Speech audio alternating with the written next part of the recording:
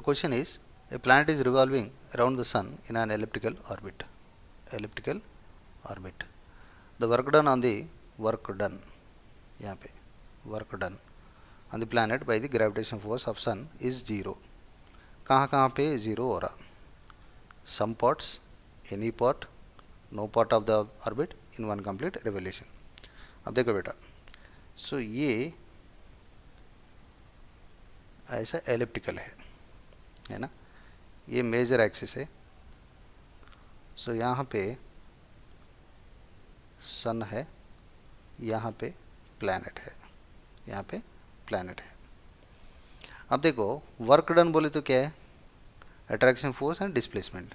ठीक है. So attraction force, let's say W is equals to, so F dot S है ना. सो इन some parts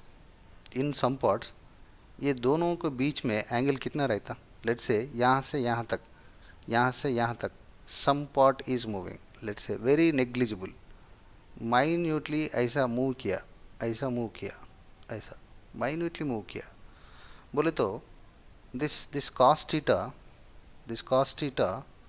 is negligible है ना. कॉस थीटा नेग्लिजिबल बोले तो theta approximately equal to 0, rather we can consider it is theta equal to 0. So therefore work रह सकता.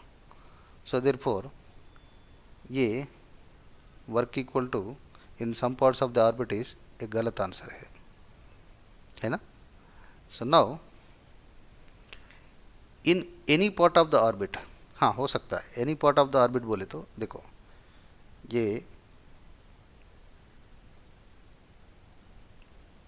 90 degrees हो रहा, यहाँ पे 90 डिग्रीज हो रहा, हो सकता any part of the orbit हो सकता. No part of the orbit is गलत आंसर है.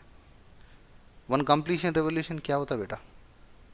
One complete revolution displacement ds is equals to 0. Therefore dw is equals to f dot ds complete. So if at all it is going to be integrating for total path, so it is going to be equal to 0. So W is equals to 0. In complete revolution work done is 0. So therefore how many answers? B and D is the correct answer.